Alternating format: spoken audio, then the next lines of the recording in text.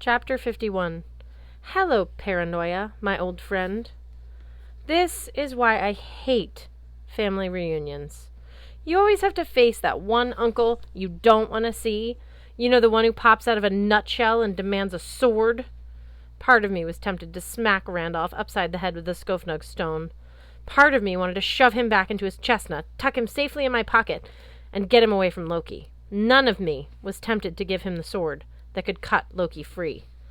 I can't do that, Randolph, I said. My uncle winced. His right hand was still bandaged from where I'd cut off 2 of his fingers. He pressed it against his chest and reached out with his left, his eyes desperate and heavy. A coppery taste spread over my tongue. I realized my rich uncle now looked more like a beggar than I had ever had during my 2 years on the streets.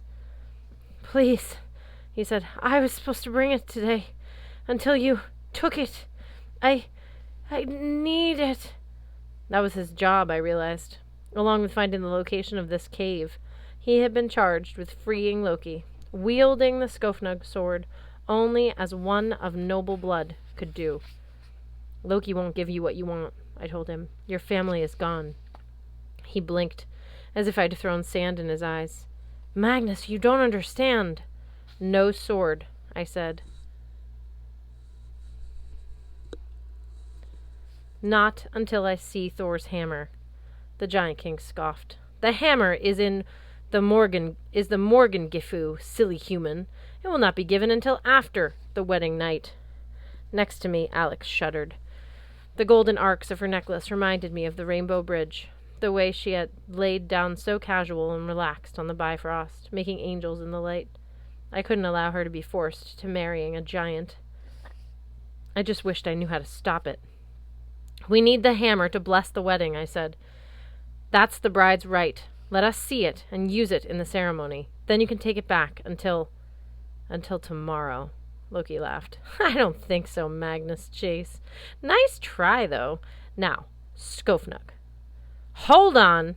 Thringa fixed Loki with her I'm about to hit you with a barstool glare. This girl is within her rights. If she wants the blessing of the hammer, she should have it. Or does my brother wish to break our secret tradition? Thrym flinched. His gaze fitted from his sister to his followers to Loki. No. That is, yes, my bride Simra may receive the blessing. At the proper time in the ceremony, I will bring forth Mjolnir. Shall we begin? Thringa's eyes glittered wickedly. I didn't know what her game was, why she wanted to bring out the hammer early, but I wasn't going to argue. Thrym clapped his hands. I hadn't noticed before, but a few giants in the back of the procession had brought some pieces of furniture with them from the bar. Just to the left of Loki's binding place, they set down a plain wooden bench and covered the seat with furs. On either side of the bench, they placed a freestanding post, like a totem pole, each one carved with fierce animal faces and runic inscriptions. Thringa sat. The bench groaned under his weight. One of his giants placed a crown of stone on his head, a circlet carved from a single piece of dark granite. Girl, you stand there, the giantess told Alex, between your father and your husband-to-be. Alex hesitated. Loki made a tsk-tsk sound. Come now, daughter. Don't be shy. Stand next to me. Alex did as she was told. I wanted to believe it was because she was playing the charade and not because she was being compelled, but I remembered the way she'd been yanked around as if by a rope earlier at Loki's command. Sam stood to my right, her hands clasped anxiously. Randolph shuffled off to wait by Loki's feet. He hunched there like a guilty mastiff that had come back from the hunt with no dead animal for his master. The cup! Thrym ordered. One of his men placed a jewel-encrusted goblet in his fingers. Red liquid sloshed over the brim. Thrym took a swig. Then he offered the cup to Alex. Simra Albabas bint Loki, I give you drink, and with it a binding promise of my love. To my troth, you shall be my wife. Alex took a sip, took the cup from her lace-covered fingers. She looked around, as if for guidance. It occurred to me that she might not be able to imitate Sam's voice as well as her face. You need not speak, girl, Thringa said. Just drink! Me, I would have been concerned about backwash, but Alex lifted the bottom of her veil and took a sip. Excellent. Thringa turned to me, her facial muscles twitching with impatience. Now at last, the Munder. Give me the sword, boy. Sister, no, Thrym rumbled. It does not go to you. Thringa wheeled on her brother. What? I am your only kin. The bride price must pass through my hands. I've made an arrangement with Loki. Thrym looked more confident now, almost smug, with Alex so close at hand. I had a terrible feeling he was imagining the end of the ceremony, his chance to kiss the bride. Boy, give the sword to your uncle. He will hold it. Thringa glared at me. Looking in her eyes, I realized what she wanted. She intended to claim Skofnug for herself, and probably Mjolnir, too. She had no interest in a marriage alliance with Loki. She saw this wedding as a chance to wrest the throne from her brother. She would kill anyone who stood in her way. Maybe she didn't know the Skofnug sword couldn't be unsheathed in the presence of a woman. Maybe she thought she could use it anyway. Or maybe she was happy wielding the power of a bar stool as long as the other two weapons were safely locked up and in her possession.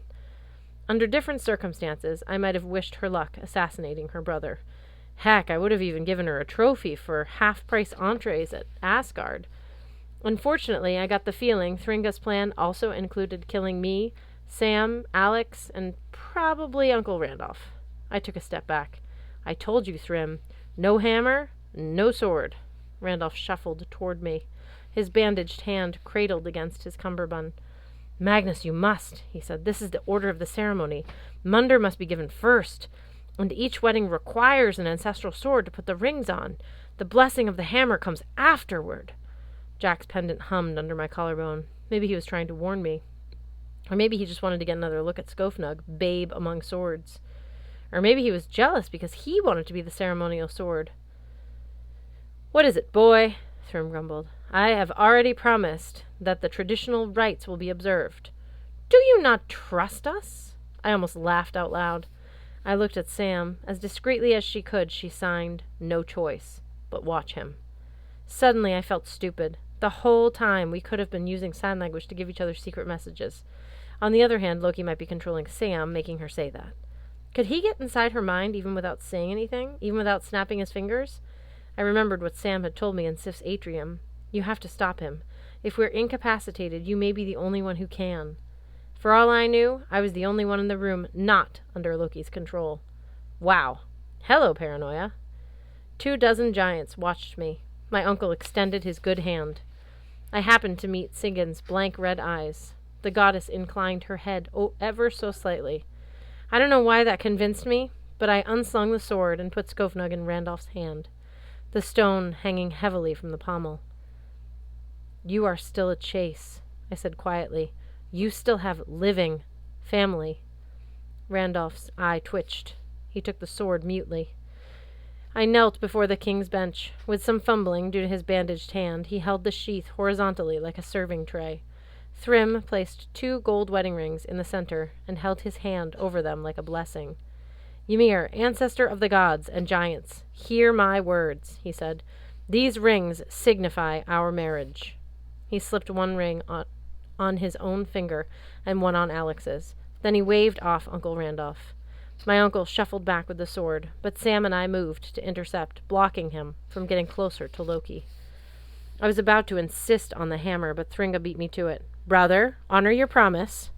Yes, Thrym agreed. Simra, my dear, please sit. Alex stepped forward, trance-like, and sat at the giant's side. It was hard to tell under the veil, but she seemed to be staring at the ring on her hand as if it were a brown recluse spider. Giants, stand ready, Thrym said. You will surround the hammer and bring it here. You will hold it over my bride very carefully while we say the blessing. Then I will immediately send it back into the earth. He turned to Alex. Until tomorrow morning, my sweet, when it will be officially your Morgan Gifu. After that, I'll be sure to keep it safe for you. He patted Alex's knee, which she seemed to enjoy as much as the poisonous wedding ring. Thrym extended his hand. He strained, his face turning the color of mulberry jam. The cavern rumbled. About 20 feet away, the floor cracked open and gravel and mud pushed upward as if a huge insect were tunneling out. The hammer of Thor emerged and settled in a caldera of rubble.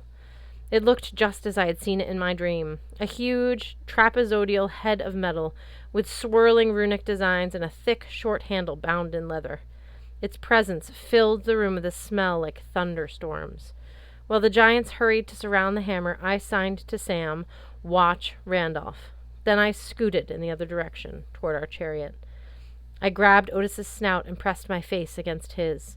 "Where a go?" I whispered. "Hammers in the cave. I repeat, hammers in the cave. Red October. Eagle has landed. Defense pattern Omega."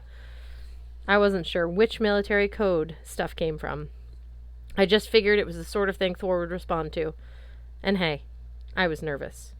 "You have beautiful eyes," Otis muttered.